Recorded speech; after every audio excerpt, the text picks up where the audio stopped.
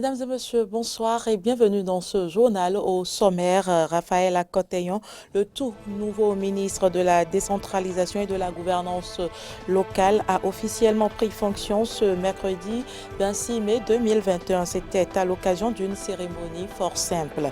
Atelier de renforcement de capacité des acteurs du dialogue social de quelques institutions de l'État et du ministère de l'économie et des finances. C'est une initiative du Conseil national du dialogue social. Et puis, le Mali n'a plus de président ni de premier ministre de transition. Ils ont démissionné 48 heures après leur arrestation.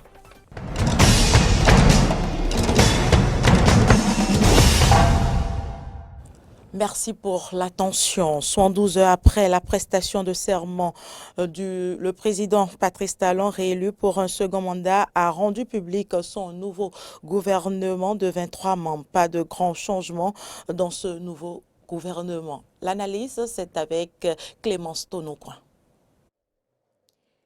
La nouvelle équipe gouvernementale de ce deuxième mandat de Patrice Talon est connue. Le suspense aura duré 72 heures après l'investiture du nouvel élu. Le chef de l'État a décidé de poursuivre la mise en œuvre de son programme d'action au titre du deuxième quinquennat avec la plupart des membres de l'exécutif. Patrice Talon rempile l'équipe aussi, sauf 3 ministres. Saka Lafia, dont le départ était attendu parce que promu à d'autres fonctions, Maouyon Kakpo, débarqué de l'enseignement secondaire et de la formation professionnelle, est remplacé par un haut cadre doté d'une parfaite connaissance des réformes, projets et programmes, Kwaro Yves Chabi. Et enfin, Alain Sourou Orunla, qui part et emporte avec lui son portefeuille ministériel de la communication et de la poste. Par ailleurs, le seul jeu de chaises musicales est intervenu entre Alassane Seydou, promu du ministère de la décentralisation au ministère de l'Intérieur et de la Sécurité publique. Il cède son ancien portefeuille à un nouvel entrant, Raphaël Akotèyon, qui, lui, devient ministre de la décentralisation et de la gouvernance locale. Autre promu de ce premier gouvernement du deuxième mandat du chef de l'État Patrice Talon, Romuald Wadaï, le ministre de l'économie et des finances, est hissé au rang de ministre d'État. Au total, une équipe de 23 membres, dont 5 femmes. Une lecture tombe bien sous le sens au regard de ce nouveau gouvernement, le choix non seulement de la continuité, mais aussi et surtout une prime à la constance, à la fidélité et à la compétence, puisque certains ministres ont eu la chance de boucler le premier quinquennat à ses côtés et entament encore de ce fait le nouveau mandat. Abdoulaye Biochane, Romuald Wadaï, Aurélie Agbenossi, Alassane Seydou, José Didier Tonato, Adidjatou Matisse, Saliman Karimou, Donan Jean-Claude Oussou et Osvaldo Meki, tous aux côtés du chef de l'État depuis le 7 avril 2016 et reconduits dans le nouveau gouvernement du second mandat à la faveur du décret numéro 2021-257 du 25 mai 2021 portant composition du nouveau gouvernement. Passation de charge au ministère de la décentralisation et de la gouvernance locale ce mercredi 26 mai. Raphaël Akotèyon prend désormais les rênes de ce département ministériel à la place de Alassane Seydou qui lui rejoint le ministère de l'Intérieur et de la Sécurité publique. Les moments forts de la cérémonie, c'est avec Carnot François Hongbaderento et Damien Pedro. À la suite de la formation du premier gouvernement du deuxième quinquennat du président Patrice Talon ce mardi 25 mai 2021, Alassane Seydou n'est plus ministre de la décentralisation. Toujours dans le gouvernement, mais au département du ministère de l'Intérieur et de la Sécurité publique, il a comme successeur Raphaël Akotèyon. Lors de la passation de service qui a eu lieu ce mercredi 26 mai 2021 au ministère de la décentralisation, le ministre sortant a non seulement remercié le chef de l'État pour la confiance placée en lui, mais aussi a salué ses désormais ex-collaborateurs pour leur disponibilité durant son séjour. Tous les résultats ci-dessus énumérés l'ont été grâce à votre engagement, votre participation et votre dévouement. Je reste persuadé que vous ne ménagerez aucun effort pour relever les grands défis assignés au ministère de la décentralisation et de la gouvernance locale sous la direction de votre nouveau ministre, mon successeur. Une fois encore, je vous remercie de votre disponibilité. Je remercie les uns et les autres pour leur accompagnement durant mon séjour en tant que ministre de la décentralisation et de la gouvernance locale. Suite à ces propos, le ministre entrant, conscient de la charge qui est désormais la sienne, a remercié également le chef de l'État pour l'opportunité qu'il lui a donnée de servir la nation à ses côtés et espère compter sur les cadres du ministère dans l'accomplissement de sa mission. Qu'il me soit permis de rendre un hommage mérité au président de la République, chef de l'État, chef du gouvernement, son Excellence, M. Patrice Talon, pour la grande confiance qu'il a bien voulu placer en ma modeste personne, en me nommant à la tête de cet important ministère.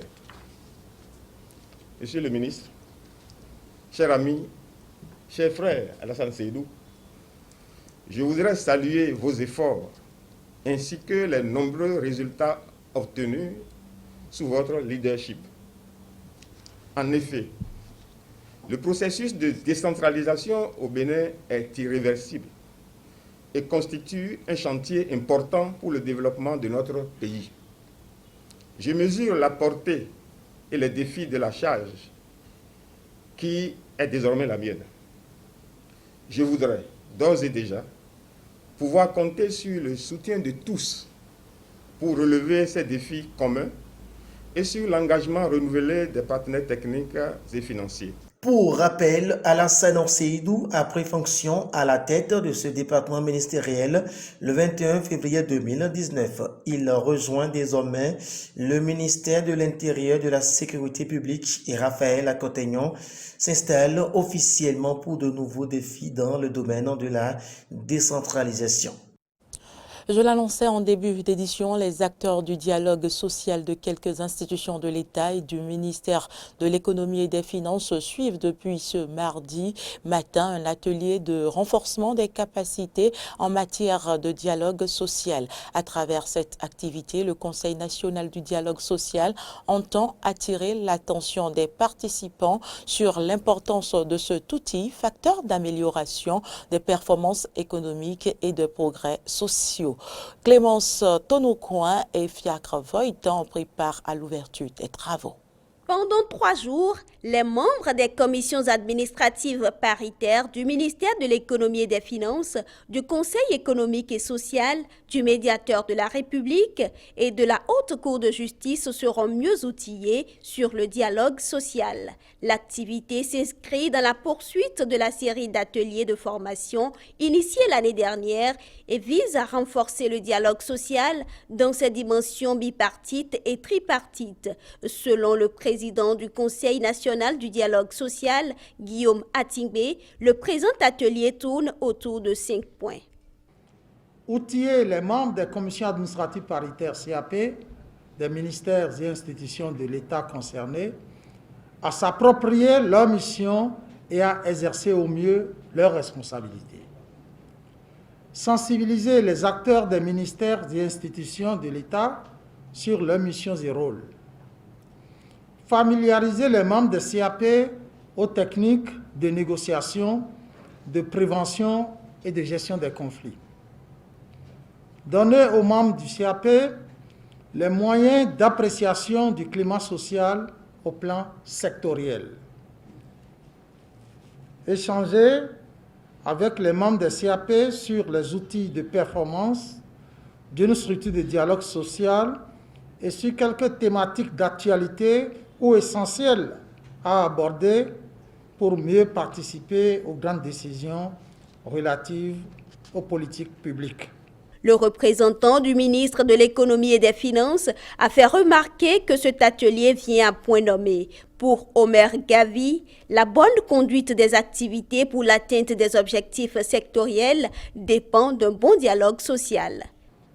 Chers participants, en votre qualité de membre des commissions administratives paritaires d'institutions et ministères de la République, votre responsabilité est grande dans la réussite du dialogue social dans vos administrations respectives. Je vous exhorte donc à profiter de ces 3 jours d'atelier pour accroître votre expertise en matière de dialogue social afin de pouvoir mener votre exaltante mission avec efficacité. Pour sa part, Bouraï Mamale Rossou, représentant des travailleurs, a invité ses pairs à dévoiler les problèmes auxquels ils sont confrontés dans les administrations afin que des solutions adéquates soient trouvées. La première rencontre d'échange au titre de l'année 2021 des directeurs départementaux de l'industrie et du commerce a débuté ce mardi pour prendre fin vendredi prochain. Le thème central des réflexions est propriété intellectuelle et développement industriel au Bénin. Les travaux ont été lancés hier par le secrétaire général de la préfecture d'Alada, une rencontre organisée par la direction départementale de l'Atlantique et du littoral. Roland Laurent Tonéikès, Jean-Baptiste Bocon. Les directeurs départementaux de l'industrie et du commerce du Bénin sont en conclave à Alada.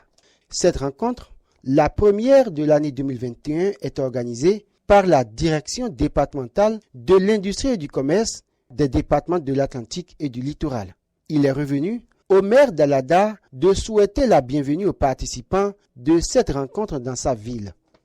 La tenue de cette assise sur la terre d'Alada, juste au lendemain de l'investiture du président de la République, nous donne une fois de plus l'assurance que les promesses du chef de l'État en faveur de la commune d'Alada seront tenues.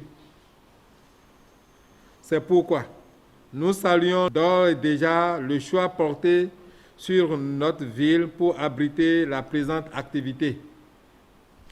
La commune d'Alada, quant à elle, ne marchandera pas son accompagnement chaque fois qu'elle sera sollicitée pour la mise en place des projets du secteur de l'industrie et du commerce sur son sol. Les travaux de cette rencontre s'articulent autour du thème « Propriété intellectuelle et développement industriel au Bénin ». Hermine Rodonou-Savi, directrice départementale de l'industrie et du commerce des départements de l'Atlantique et du littoral, précise les objectifs de cette rencontre périodique. Pendant plusieurs jours, plus d'une vingtaine de cadres des directions départementales de l'industrie et du commerce du Bénin auront à échanger sur plusieurs communications, parmi lesquelles le thème central, la propriété intellectuelle et le développement industriel. Nous, direction départementale, seront désormais outillés pour accompagner valablement les producteurs nationaux dans le processus de la protection et de la valorisation de leurs inventions, innovations et créations. Pour le secrétaire général de la préfecture d'Alada, représentant le préfet Jean-Claude Kodia, le président de la République tient à l'industrialisation du Bénin. Un engagement fort que chaque acteur doit soutenir selon lui. Je voudrais vous remercier, vous féliciter pour cette initiative qui permettra, moi j'en suis convaincu, de trouver les voies et moyens de définir les différentes approches devant faciliter la réalisation de cette vision qui est chère à notre cher président, M. Patrice Talon. Alors, au cours de cette rencontre, je voudrais vivement, au nom du préfet, souhaiter que vous parveniez à trouver des solutions appropriées devant favoriser, comme je l'ai dit tantôt, la réalisation de cette vision. Cette rencontre d'échange qui prendra fin le vendredi prochain débouchera sur des recommandations pour le développement industriel du Bénin. Actualité en dehors du Bénin, la junte militaire au Mali a annoncé la démission du président et du premier ministre de transition. Cette démission du président Bando et du premier ministre Mokhtar Wane intervient 2 jours après leur arrestation. Il n'y a donc plus officiellement de président ni de premier ministre de transition au Mali. Le réseau social Twitter devant les tribunaux aujourd'hui à Paris. Plusieurs associations de lutte contre les discriminations ont assigné le réseau en justice. Elles lui reprochent le non-respect de ses obligations en matière de modération des contenus. Des citoyens français ont donné leur appréciation sur le sujet. Il y a tous les gens qui sont... voilà, enfin, pour moi, il y a toute la haine sur les réseaux sociaux. Les gens, en fait, dès qu'il y a des choses, un défaut ou quelque chose, ils s'acharnent. Et du coup, oui, il y a du racisme. Parce qu'il y a tout ce qu'on ne dit pas dans la vie de tous les jours, il l'exprime par message et puis par les réseaux sociaux parce que c'est plus ou moins inconnu. Et ouais, oui. Moi, je suis influenceuse aussi, donc par exemple, moi, je le vis avec Instagram où j'ai des messages mais horribles sur, des fois, c'est sur mon physique, des fois, c'est des demandes sexuelles. Enfin, des fois, c'est juste difficile à continuer, quoi. Souvent, il y a des gens qui se cachent en fait derrière des faux comptes et qui se pensent tout permis, en fait, insultent les autres gratuitement. Et puis sans jamais être confronté en fait, c'est se cache donc ouais, c'est un peu gratuit, facile et puis ouais, les médias les réseaux sociaux devraient un peu contrer ça, réprimander ce genre de choses. Moi je pense qu'il y a un vrai réel racisme dans Twitter. Par exemple, je me suis fait attaquer. Lorsque j'ai voulu émettre un avis par rapport à ce qui s'était passé aux États-Unis avec le Capitole. Et donc très rapidement, quelqu'un a réagi par le fait que je puisse mettre en rapport avec ce qui s'était passé aussi avec d'autres manifestations avec Black Lives Matter. Et il disait que... on jouait beaucoup sur les émotions et la victimisation. Et sauf que dans ma discussion, j'essayais de mettre en avant qu'en tant que personne noire, on voulait être perçu aussi comme un être humain, quoi. Alors moi je suis peu sur les réseaux sociaux, ça a été un choix de les quitter. Et en effet quand j'y étais, j'ai eu un peu l'impression que c'était un endroit où tout était permis et où la violence humaine se lâchait. Et c'était vraiment une sorte de dépotoir en fait. Alors il y a beaucoup de bonnes choses à prendre bien sûr, il faut toujours nuancer. Mais la modération elle me semble un peu impossible parce que justement il y a beaucoup trop de volume de contenu et de tweets et de posts. Et il y a un beaucoup trop gros volume pour modérer, à moins d'avoir des algorithmes. Mais justement après ça pose la question de la censure. Un algorithme, est-ce qu'il est le plus éclairé pour venir censurer des humains, je sais pas. Donc je dirais que la modération elle est nécessaire, mais c'est très difficile de l'imaginer en fait. Je sais pas si le problème il vient de Twitter en soi ou si c'est un problème du fait qu'aujourd'hui avec les réseaux sociaux, ça donne la possibilité aux gens de dire à peu près tout ce qu'ils pensent tout le temps. Et que je pense qu'en fait de façon globale, afin de polariser un peu le débat, les gens ont tendance à prendre des positions très radicales et du coup à pas forcément modérer leurs propos, à tweeter ou poster sur un réseau social de façon très spontanée. Et sans modérer, du coup, ça peut amener des commentaires assez négatifs qui peuvent être racistes, qui peuvent être très durs. Et ça, on le voit pas seulement sur Twitter, mais aussi sur Facebook, sur d'autres réseaux sociaux. Donc je ne sais pas si c'est un problème de Twitter en soi ou si c'est un problème de génération et de façon dont on utilise les réseaux.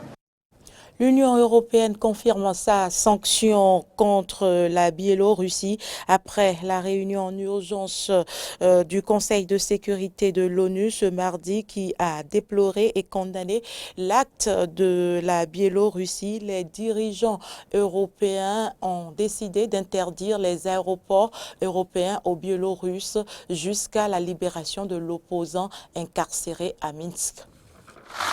Le président biélorusse doit payer le prix fort pour un acte infâme. Ces mots du chef de la diplomatie allemande traduisent le ton de Bruxelles à l'égard de Minsk et d'Alexandre Loukachenko. Lors d'un sommet spécial ce lundi, les 27 se sont accordés comme rarement. En moins de 2 heures, la décision était prise, la Biélorussie doit être sanctionnée. On ne peut plus faire confiance à la sûreté et à la sécurité des vols passant par l'espace aérien de la Biélorussie et le Conseil adoptera des mesures pour interdire le survol de l'espace aérien de l'Union européenne et refuser l'accès aux aéroports de l'Union européenne, aux avions biélorusses. Ces mesures drastiques visent directement le président biélorusse, accusé par l'UE d'avoir détourné un avion commercial européen dans le seul but d'arrêter un opposant, Roman Protasevich, dont elle réclame la libération. Depuis ce mardi, un certain nombre de compagnies aériennes, Austrian Airlines, Air France, Finnair ou Singapore Airlines, ont annoncé que leur vol éviterait dès ce mardi l'espace aérien biélorusse. Seul allié de Minsk, Moscou, de son côté, fustige la réaction européenne. Il faut comprendre qu'en fin de compte, ce sont les passagers des avions qui paieront pour ces recommandations et qui passeront 30 minutes ou 1 heure de plus en l'air.